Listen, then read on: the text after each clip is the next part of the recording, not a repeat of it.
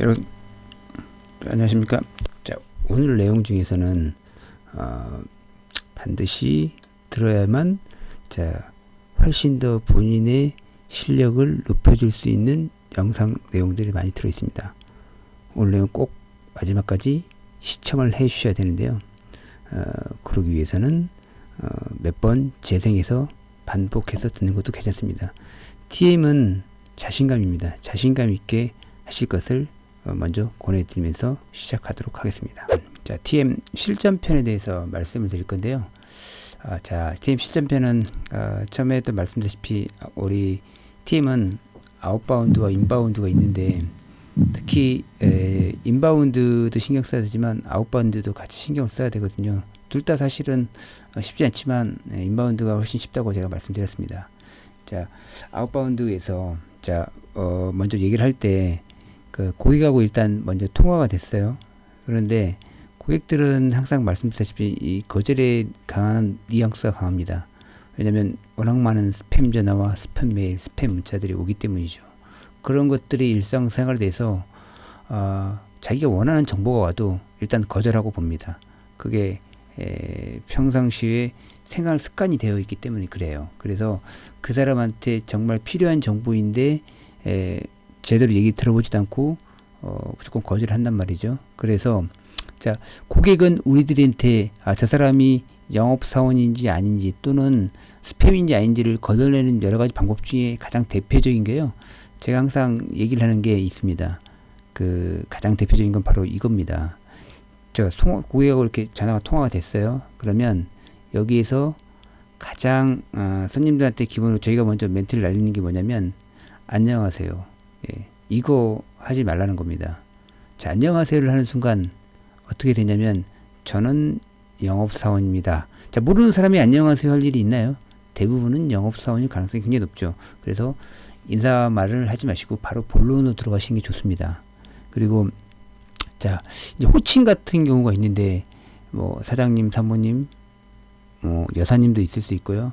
저는 주로 선생님이라는 말을 가장 많이 씁니다. 물론 딱 들어봤는데 저보다 나이가 더 많을 경우에는 제가 선생님이라는 호칭을 많이 쓰고요. 아닌 경우에는 사장님, 사모님 많이 쓰는데 대부분은 저는 선생님이라는 호칭을 가장 많이 씁니다. 그게 가장 무난하지 않을까 싶어서 가장 많이 쓰고요. 그 다음에 이제 손님하고 통화를 해서 대부분은 이제 거절을 당하는 뉘앙스가 많지만 거절을 당하지 않고 어느 정도 얘기가 됐어요.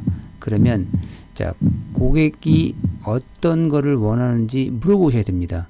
왜냐면 약속을 바로 잡을 게 아니고요. 물론 내가 이런 정보를 기다렸는데 네가 전화줘서 고마워 이런 고객은 사실 거의 없습니다. 그래서 본인이 그런 걸 이끌어내셔야 되는데 첫 번째는 고객이 어디 사는지 물어보셔야 됩니다. 그 다음에 목소리, 억양이나 이걸 들어봐서 자, 이런 겁니다. 영화 타짜에 보면 이런 내용이 나옵니다. 유해진과 타짜 원이었죠. 조승우의 대화 내용 중에서 목소리 듣더니 또 혹시 고향이 이런 내용 나오죠. 자, 우리나라는 학연, 지연이 굉장히 중요하게 돌아가고 있습니다. 지금은 아니라고 부정할 수가 없습니다. 그래서 고향을 일부러 만들라는 건 아니고요.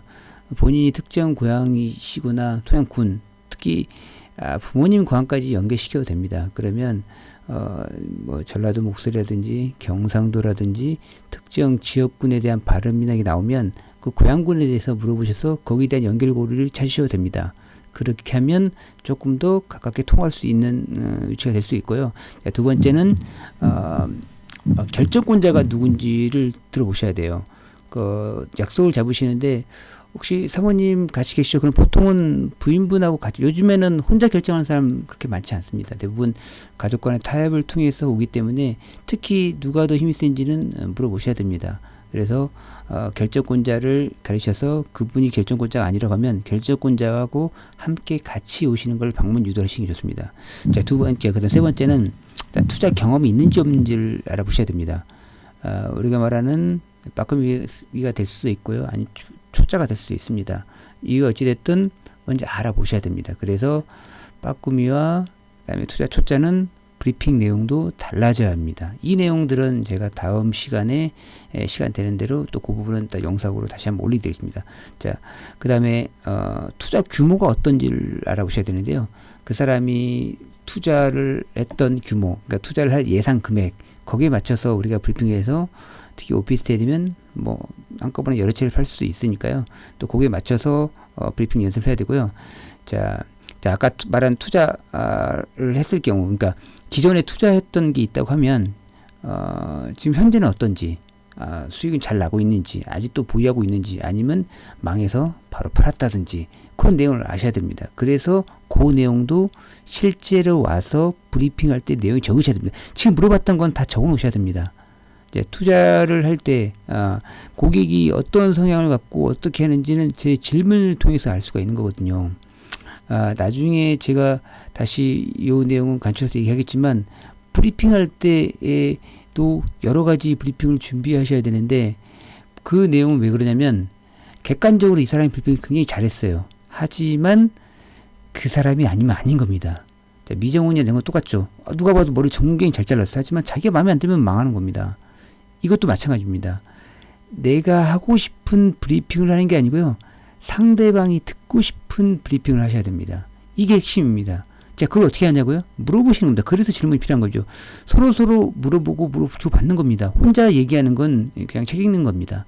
혼자 가끔 이렇게 스팸 전화 같은 거 오면 혼자 막 계속 떠들죠. 이거는 아무 소용 없습니다. 그 사람이 듣는지 안 듣는지도 모르고 초보자일 경우에는 무조건 떠들죠. 왜냐면 얘기를 해야 되니까요. 외운 내용을. 그러지 마시고 물어보십시오. 그 사람이 관심이 있는지 없는지, 뭐 하는지 안 하는지. 특히 인바운드 같은 경우에는 당연히 물어보셔야 되고요. 아웃바운드는 본인이 전화했으니까 무서운 나머지 또 못합니다. 자, 그 다음에는 방문 약속에 관한 내용인데요. 자, 방문을 약속을 잡았습니다. 자, 오늘 월요일인데 토요일날 주말에 오시겠답니다, 손님이. 자, 아웃바운드 같은 경우에는 방문 약속이 틀어질 가능성이 높습니다. 올 가능성보다는요. 그 사이에 체크를 해보셔야 되는데 이게 무섭다고 체크를 안 하는 겁니다. 왜 무섭습니까? 혹시라도 고객이 전화와서 안 간다고 할까봐. 그런데 체크를 안 하면 더 불행한 사태가 벌어집니다. 왜냐하면 올 생각이 있었는데 월요일부터 토요일까지 시간이 벌어지자 다른 약속을 잡는 겁니다. 그런데 중간에 체크를 했으면 그 약속을 잡지 않는 건데 그게 두려운 나머지 전화를 하지 않습니다. 당일날 내가 미안해요. 제가 어저께 갑자기 친구가 전화 와가지고 이렇게 되는 겁니다. 그런데 미리 전화했으면 약속을 이어나갈 확률이 높죠. 어쨌든 안 올 사람이면요. 중간에 체크해도 안 올 사람은 안 옵니다. 그냥 형식상으로만 대답하는 것 뿐이죠. 그래서 그런 부분을 확실하게 해 두셔야 됩니다. 자, 그 다음에 약속은요. 다시 한번 중간쯤에 상기를 시키셔가지고 받으시는데 월요일이면 목요일이나 금요일쯤에 다시 전화하셔가지고 다시 체크를 해보셔야 되는데 약속은 고객이 편한 시간을 잡는 게 아니고요. 제가 편한 시간을 잡는 겁니다. 무슨 얘기냐면 토요일날 2시에 약속. 자, 손님이 저는 토요일날 한 3시 정도 시간이 될 것 같아요. 자, 그럼 3시에 잡지 마시고요.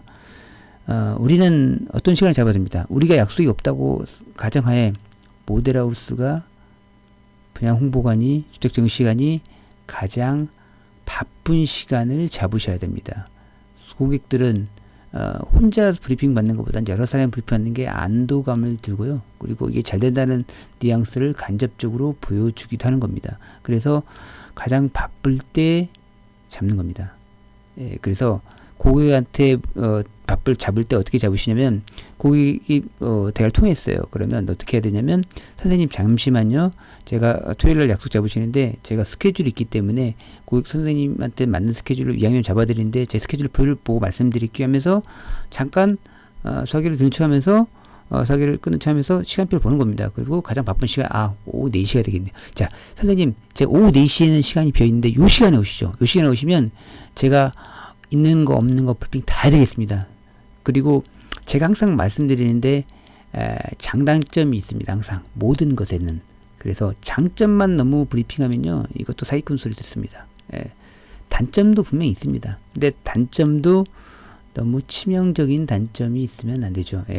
장점으로 수가 가능한 단점이 있는데 그 부분 자세한 내용도 나중에 다시 그런 내용 기회가 있으면 다시 말씀드리도록 하겠습니다. 그래서 고객한테 약속을 잡으실 때는 반드시 자기가 모델하우스가 바쁜 시간에 잡으셔야 한다는 거, 그리고 고객한테 끌려가는 대화를 해서는 안 된다는 거, 그 다음에 고객이 어디 사는지, 투자권자가 누군지, 투자 경험이 있는지, 투자 규모는 어떤지, 치수한 이런 것들은 물어보셔야 되고, 그 다음에 자, 이제 어떤 걸 또 얘기하셔야 되냐면, 그런 게 결정되셨으면 당연히 문자를 주신 겁니다. 자, 그리고 제가 문자를 드릴 때 어떻게 주냐면, 저 같은 경우에는 처음에는 그런 문자를 안 드렸는데 나중에는 자기 사진이 들어가 있는 문자를 드리면 좋습니다. 물론 카톡을 통해서 자기 사진이 게재되어 있으면 괜찮은데, 이왕이시면 본인 얼굴도 공개하시는 게 좋습니다. 네, 공개하시고 그 사진 메일에 자기 얼굴도 있고 저는 누구 여기서 문자를 보내실 때 자기 사진이 들어간 문자를 보내시는 게 훨씬 더 신뢰도는 더 올라간다. 그리고 본인들이 SNS나 이런 게 준비한 게 있다고 하면 그런 것도 같이 동봉해서 보내는 것도 괜찮습니다. 자, 그리고 이 손님에 따라서 더 많은 브리핑을 해야 될 것인가 아니면 그렇지 않아야 될 것인가를 판단하셔야 되는데, 전화로 또 다 얘기하시면 또 안 올 수 있습니다. 자, 손님들이 또 다시 한번 강조드리는데, 손님들이 뭘 먼저 물어보냐면, 관심이 있으면 분양가가 얼마인지를 꼭 물어봅니다. 자, 그러면 이게 손님들이 다음 대화를 이어나갈지 안지 이게 통로가 되는 역할을 합니다. 자, 분양가 얼마 물어봤을 때 바로 분양가를 대답해서는 안 된다는 겁니다. 예를 들어서 어떤 거냐면, 손님이 그래요? 그럼 좋은 내용이 있었나요? 자, 그럼 거기 분양가가 얼마죠? 자, 오피스텔의 경우를 예를 들어볼게요. 아파트도 마찬가지지만, 자, 여기 평당 1,000만원대입니다. 근데 주변이 평당 1,300만원, 1,400만원, 손님들이 모를 경우가 많이 있어요.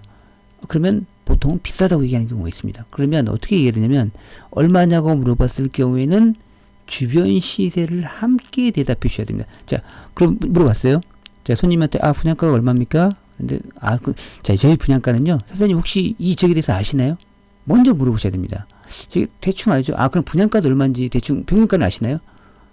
제가 그 사람한테 먼저 물어보는 겁니다. 그럼 잘 모르겠는데, 여기 얼마 전에 얼마에 분양했고요. 그래서 분양이 완판이 됐고, 그런데도 완판이 됐어요. 평당 1,300인데도 완판이 됐고, 근데 저희는 1,100에 분양합니다. 이런 좋은 호재가 있겠습니까? 왜 분양가를 싸게 했느냐? 저희가 땅 매입을 예전에 해놨거든요. 오래전에 해놔서 이걸 싸게 공급할 수 있게 된 겁니다. 그러면 이게 가격이 벌써 평당 200만원이 저렴하기 때문에 확 땡겨오지 않습니까? 그래서 본인이 좋았던 내용 위주로 하시면 됩니다. 그 평당가를 비교하실 때는 이왕이시면 평균가를 얘기하시는데, 평균가가 우리가 더 비싸다. 그러면 주변 분양했던 것 중에서 가장 비싼 것과 비교를 하는 겁니다. 평균가가 높으면 저희가 평균가 낮으면 낮은 것 비교하시고요. 평균가가 보다 우리가 높으면 주변에서 비싼 걸 분양했던 그 가격과 비교를 하셔야 됩니다. 물론 이걸 고객을 헷갈리게 하는 수도 있지만요. 그렇지만 마케팅이라는 게 그렇다고 거짓말을 하는 건 아닙니다. 그래서 평균가를 얘기하느냐, 그 지역에서 가장 비싸게 분양했던 분양가를 얘기하느냐, 그리고 가장 잘 됐던 것과 비교를 하시는 게 맞습니다. 그래서 방문하셔서 계약 이룰 수 있도록 하시는 게 맞을 것 같습니다. 제가 간단하게 지금 말씀을 좀 드렸는데요. 사실 이 내용 말고도 또 빠진 것들이 몇 가지가 있는데, 그것들은 또 다음에 다시 한번 진행하도록 하고요. 핵심만 다시 말씀드리면, 자, 안녕하세요 하지 말라는 거고요. 그 다음에 호칭에 대해서는 저 같은 경우는 선생님이 사용한다는 거였고, 자, 그 다음에 또 빠뜨린 게 하나 있네요. 자, 아웃바운드를 하실 때에는 좀 두 가지 빠뜨렸는데요. 자, 아웃바운드를 하실 때에는 어떤 게 필요하냐면, 하다 보면 지금 정말로 진행하기 쉽지 않습니다. 그래서 아웃바운드는 전편 TM 실전 전편에 제가 말씀드렸듯이 좋은 오더로 하셔야 됩니다. 그 좋은 오더로 하시면 인바운드보다 더 좋은 콜이 올 수도 있습니다. 그런데 우리가 마고다라고 하죠. 자, 마고다로 진행했을 경우에는 TM을 1분 넘기기가 쉽지 않습니다. 그냥 끊거든요. 막 따지는 분도 있고요. 그런데 자, 저 같은 경우에는 어떻게 했냐면, 자, 그런 마고다일 경우에도 제가 계약을 상당히 많이 유치를 했는데, 그 원인이 뭐냐면 1분만 타법입니다. 자, 선생님 잠깐 1분만요.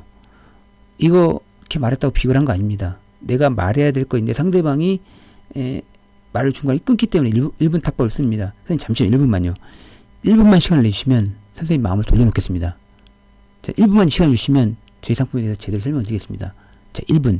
자, 그러면 됐어요 하고 그래도 끊는 사람이 있습니다. 하지만 이 중에서 30% 정도는 1분 얘기해보라고 말합니다. 해보세요.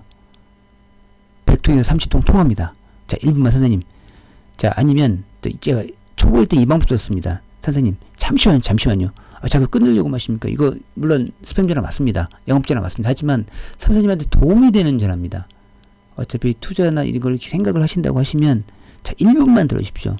또는 어떻게 했냐면 저 같은 경우에는 그 전에 맨 처음에 어떻게 했냐면 자, 선생님 이 전화를 통해서 상당히 많은 계약이 이루어졌는데 저는 계약이 안 되고 있어요. 왜냐면 제가 말을 주변이 없다 보니까 계약을 못 하고 있습니다. 그래서 이 내용이 정말 안 좋은 내용인지 선생님은 전문가시니까 한번 들어봐 주세요. 그러면 나는 오히려 하되고 상대방은 전문가로 얘기하는 겁니다. 그래서 이 내용이 이렇게 얘기하는 겁니다. 자, 저는 이런 내용인데 이렇게 됐습니다. 그러면 손님이 판단해 주십니다. 1분만 전문가라고 얘기했으니까요. 그래서 자, 그 내용이 하나 있고요. 그 다음 내용은 뭐냐면 자, 인바운드나 아웃바운드 통해서 전화 내용 중에서 고객, 특히 이제 인바운드죠. 인바운드는 굉장히 짧은 시간 내, 특히 SNS나 인터넷 통해서 전화가 왔을 경우에는 자, 모델하우스 위치 주소를 물어봅니다. 바로 물어봅니다. 그건 바로 방문하겠다는 뜻이에요. 특히 주말 같은 경우에는 자, 그런데 바로 방문했을 경우에는 나하고 이 쌓인 게 없어요. 자, 고객들의 기본 생각은 어떤 생각을 갖고 있냐면 모델하우스에 방문해서 내가 누구를 찾는다는 것은 예전에 옷가게 있죠. 옷가게 같은 데 가면 종업원이 따라붙죠. 그러면 내가 뭔가를 고르려고 하는데 불편하잖아요. 요즘 SPA 브랜드라고 뭐 이렇게 직접 생산자가 직접 다 만들고 팔기까지 하는 브랜드들 많이 있습니다. 요즘에 문제가 되고 있는 유니클로도 그렇고요. 여러 가지가 있는데 자, 그런 데는 가면 사람들이 따라붙지 않습니다. 예, 이 모델하우스도요. 그런 생각을 하고 와요. 그래서 담당자라고 얘기하고 문자까지 보냈음에도 불구하고 나를 찾지 않습니다. 그런 경우가 많아서 워킹으로 돌아가는 케이스가 많다. 자, 그걸 방지하기 위해서는 자, 문자로 주는 것도 당연히 기본으로 따라야겠지만 뭘 해야 되냐, 혜택을 주는 방법도 있습니다. 예를 들어서 선생님 여기서 오시면 문화상품을 드립니다. 백화점 상품을 드립니다. 물론 이것도 효과가 나쁘진 않습니다. 하지만 가장 확실한 방법 중 하나는 제가 쓰는 방법은 어떤 거였냐면 바로 주차장 마케팅을 쓰는 건데요.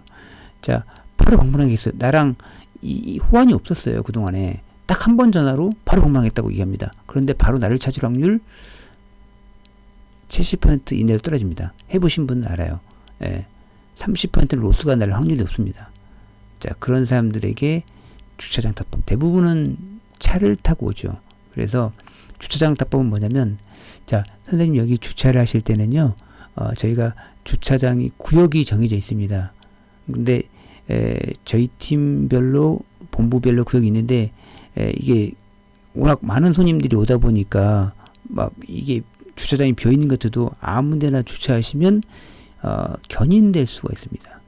저 같은 경우는 다른 모델하우스하고 함께 쓰기 때문에 아무데나 주차하시면 견인될 수 있다고 얘기합니다. 그래서 저희가 발렛 파킹을 해드리고 있습니다. 이렇게 얘기하십시오. 그러면 손님이 주차장에 도착하시면 반드시 전화합니다. 저기 도착했는데 여기 그냥 주차하면 되는 거 아닌가요? 그러면 내려가십시오. 내려가셔서 고객의 얼굴을 보시고 네, 그냥 거기 주차하시면 됩니다. 맞습니다. 주차 잘하셨습니다. 이렇게 얘기하시고 얼굴을 보시고 대화를 하십시오. 선생님 이렇게 오시고 고생 많으셨습니다. 자, 이렇게 말씀하시고 모델하우스 내에서요. 제가 먼저 들어가 계실 테니까 내에서 저를 찾으시면 됩니다. 자, 이렇게 해서 자기를 안 찾을 확률은 굉장히 낮다. 방금 전에 1분 전에 제 얼굴을 보고서 대화를 했는데 나를 찾는다고요? 이런 경우는 거의 없다고 보시면 됩니다. 그런데 전화만 하고 와가지고는 안 찾을 확률이 생긴다. 네, 그래서 요런 방법을 쓰시면 획기적으로 줄 수 있다는 것을 다시 한번 강조드리겠습니다. 자, 오늘 팀 실전편이었는데요. 다음에는 또 다른 영상으로 찾아뵙도록 하겠습니다. 네, 감사합니다.